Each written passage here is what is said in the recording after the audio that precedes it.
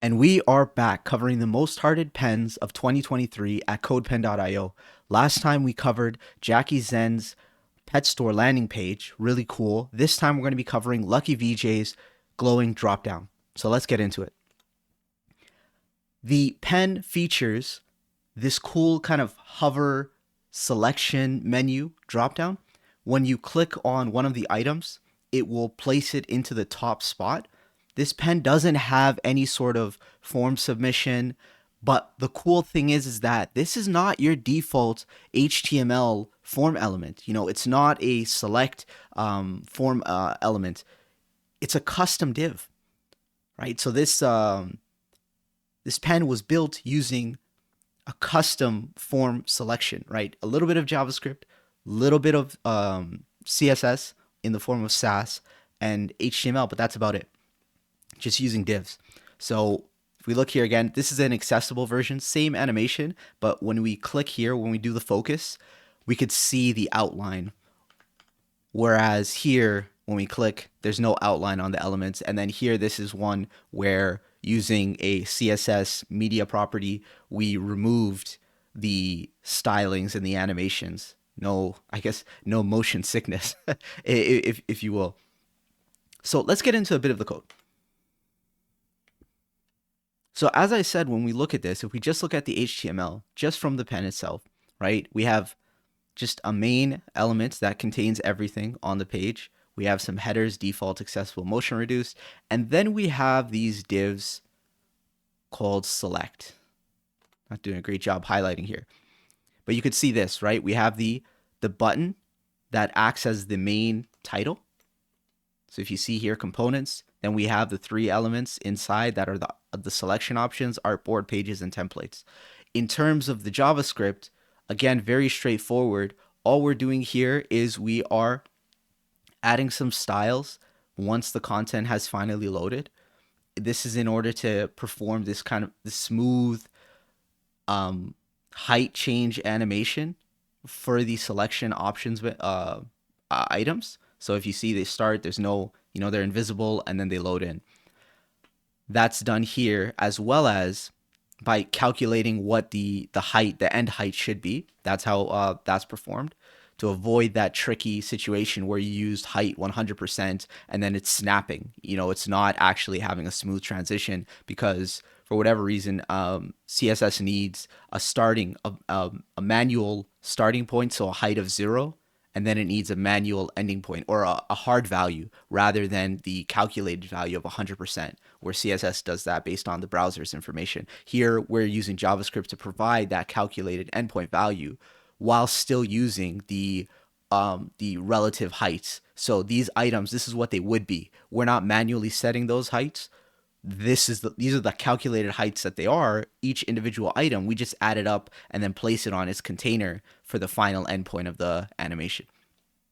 The last thing is that pop out, meaning when you select one item, man, it's not doing it well here. But when you select one item, you're going to see that there's an animation.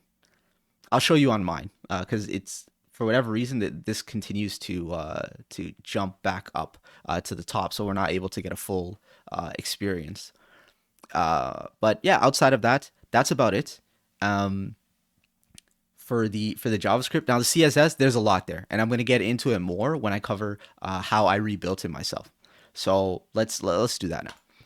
So here's my version. I did not go through the accessible version or the motion reduced one, just because there was not that much of a difference outside of the outline, and I want to actually spend more time covering accessibility and like all of the best practices and principles before I get into talking about that, because I don't want to do it half-heartedly. That being said, the default animation, so here you go, you could see the full experience, and then when you click on it, this is what was happening with in the LukyVJ pen, is you see that pop taking place at the top. So when it switches, the previous item gets placed there, components, and what I've done is I kept it in the same order. So that traditional order of components, artboards, pages, templates, that's what's being done. I built this with React. So in the React code, I just have a list of these options, and whichever one goes here, that's selected based off of a use state property. that's what's going to go at the top. Everything else gets filtered out of that list. So that item, it gets filtered out and only the remaining ones are left here. That's why there's a consistent order to these. It's not sorted alphabetically. Well, I guess it is kind of, yeah. But that was unintentional. I just copied what the order was here and I stuck with that. Anyways, yeah, this animation, really cool. But the interesting thing about it was the CSS. So let's get into that. Now, I talked about the calculated height. What I'm going to do here is I'm just going to comment out this initial height of 0 for the options container, meaning the div that's holding. So if we look here, there's a div, right, that is holding all of the options. So like I said, there is, if we go to these options, let me go to where it's declared. So you could see this it's just an array right here where we have the components, we have the artboard, pages, and templates. Then when we go here, we can see that we're just mapping through that array, and whichever one is not the selected option, and that selected option being right here. So we just used use state property and we just took the first element. So components is a selected option to start by default. When we go back here, we see that we have the, we're just producing a bunch of these links. Now these links aren't going to go anywhere, and whenever they're clicked, we're going to get to this function here, handle click, that's going to take care of that. So prevent default, we don't want to change the page. And then what we just want to do is we just want to set the value of the current option, the selected option. We want to set that, and then we want to run the animation. So this is just replacing the, sorry, let me just shift that. That's out of focus. Yeah, this is just replacing the JavaScript that was in the pen with React code. Since we're putting this all in a component, I just put it into the homepage element. If we go here, I could show you what the, yeah, so this is what the actual project looks like. We just have the app CSS. It's similar to what I use the same template as the previous project, but here we have the you know, we've just removed some of the unnecessary elements like the header. We kept the footer because that's just for my personal branding, and then we just filled what was in that actual pen. We just put it into the home page rather than building a separate component. You know, there's no real need for that. But yeah, so we took the height away, the initial height of 0. That means that when we go back to the pen's going to be full sized, or the dropdown is going to be full sized, and you get to see what's going on underneath the hood with the CSS. So here you could see, so the animation, right, is that when it hovers over it, these pop up into the correct position. Their initial starting point is about, I think, 10 pixels down from where they're supposed to be, or maybe 10%. But yeah, that's it. Now this hover animation, right, this is really cool. What's happening here is not an edit on, it's not a customization on the actual border property, but rather it's one element covering a background with a radial gradient that's changing color and position, and that is being shown. So I'll show you here. Let me change it in the CSS. So if we go to the, it's the before property. Let me find this. So before, position, and then this background. So I'm just going to remove the background here from this before pseudo element. Now, when we look at this and we look at the animation, do you see that? So it's a radial gradient background for this actual container. And then we have it just moving position and changing color. But because we have this background covering everything except for that little sliver, that little border area, that's what gives it that effect. So it's really cool. Really, really, really cool. So let me turn that back, and I'll change the color of the background to something that's more visible in order for you to see it a lot more clearly, where it's cutting off and where it's covering. So let's go here, let's copy this, and we'll change the background just to, let's go with red. You know, it'll stand out. So if we look here, we see that red, but we still get that little sliver. I don't know if it's that visible. Let me try a different color. Maybe brown would be better. So you could see that just a tiny bit of area there. If we wanted to make it more noticeable, what we can do is we'll make this 10. Whoops. Make this 10, and then we'll set the center, I believe, to 5. And we could actually get rid of this and go back to this. And so now you could see there's a much thicker border, right? A much thicker border going on, and that's that effect. So pretty cool.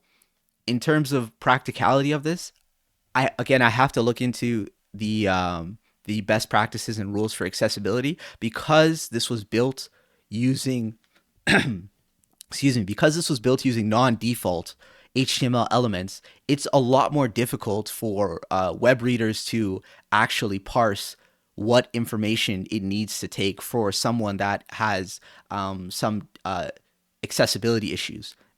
So for practicality standpoint, not sure how great this is, but in terms of that effect, really cool. For example, like I added this to my footer. Previously, my footer was very straightforward, but then I just added that kind of cool animation, And from a colors perspective, I chose my own color, right? I kept the blue because I like that blue, but then for I think it was a pink hue or a purplish kind of pink, I went with my standard teal, which I'm a fanboy of. But yeah, outside of that, let me just double check here. Yeah, let me just double check. What other features were there? There was a glowing drop down. Oh yeah, that's right. For the CSS, one thing that was really interesting. One thing that was really interesting about the CSS was the use of the Houdini API. So basically, rather than customizing the background itself, what was done in the pen, what LukyVJ did was that they customized the CSS custom properties. So let me show you. If we go to the style sheet, so there was a whole bunch of properties being set, right? Background color, dark color, light color, accent color, etc. Background position Y and background position X. Now, rather than customizing the actual background, so if I just search for the radial, so here, this is the radial gradient property, or the background property, with the background being set to the dark color by default, the background color, and then this radial gradient image being presented. And you could see here at the position point, we have this background X property, right? That custom property being used to set the starting position or to set the position of the radial gradient. But in the animation, when we look here, we're not changing the background property itself. Rather, we're only changing the custom CSS elements. And so this is more of a new feature in CSS. This was not that widely available. It's becoming more widely available, but it's making use of what's called the Houdini API. Now the Houdini API basically is just, it exposes some low-level customizations or features of the CSS engine, allowing us to have a bit more control over how things are being styled. And that's really cool. So in the example here, even with the height property, I'll show you. So with the height property, if I go to max height, right? But I want to go to where it started off. So this is using the layer. So it has to do with setting the syntax and the value of the default value of this custom property. But when I go to the next point, you'll see that's the regular custom CSS property declaration max height. We're setting it to 0. Now in the actual animation, we're going to find that when we focus or hover, right? These three options, pseudo options here, when we focus or hover over the dropdown, we're going to set the height to this max height value. And the max height value, even though it was initially set to 0, in our component, in our React component, when we initially mount the component, we're going to calculate, right? We're going to calculate and set the height of the dropdown for the options container. And we're doing this by collecting all of the array option elements, and then we're going to calculate the height on each one and add them together. And that's what we're going to give the options container. That's the height value, because that options container doesn't have anything in it. There's no padding to it. There's no margin to it by default. So its height is strictly determined by what is the height of all of its contents. And when we add that together using this function here, then we'll get that return, and then we could set that value. But we're not going to set the height directly. Again, all we're doing is we're setting that CSS custom property. So that was interesting, and so that's kind of part of the Houdini API and the more modern way to add customizations to CSS using JavaScript. So it was, and I believe, if I'm not mistaken, it's a bit faster than if I were to set container.style.height equals, right? If I were to set it like this is a bit slower underneath the hood, right? How it's running and processing this this method call, it's a bit different.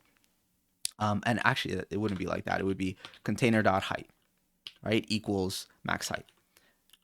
And we wouldn't want this to be set right now. We just want it to be set once it's actually hovered. So we could calculate this once, but once the element is actually hovered over, that's what we want. Anyway, so yeah, that's the pen in totality. Not much else there. Let me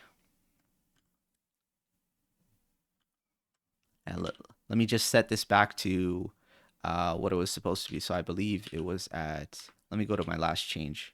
Location. Where was it? Where did I last change? Come on. Okay, let me search. Height 0. There it is. So yeah, that's the pen. Oh, I have to change the border thickness. I'll do that another time. If you have any questions, let me know. There was one bug where that was an issue when it came to initial loads.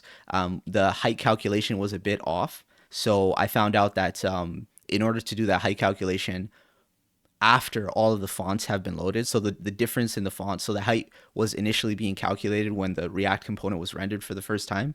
It was being calculated off of the default font, but the loaded the font that was desired, so the custom font that was being used here, the Mona Sans, it was being loaded a bit later. So we just had to make sure that we run that that calculation after the fonts have been loaded, because the font height difference, it affected the component heights, so that affected the overall height. That was the only bug that I really found. Outside of that, really cool. I'm going to read up more on the Houdini API and what's the practicality in terms of support. It seems like a lot of browsers are starting to support this, but there's still, with some of the features, like I believe with layer, with the @layer property, there's still some varying support. So it's something to look into. Might be the future, but yeah, that's about it. Again, here's the repo. If you want to download it, you want to try it out, go for it. And outside of that, oh, that's old. Should not say. Does it still say Jackie? No, yeah, okay. So I got rid of that. Yeah, so that's about it. All right. So that's pen 99. Next time we're going to be doing pen 98, Wriggly Squiggly Nav. I'm curious, you know, what exactly is going on here. Ah, okay. Kind of cool. So yeah, I'll see you then. All right. Take care. Please like, comment, subscribe, and hope you have a good day. Peace.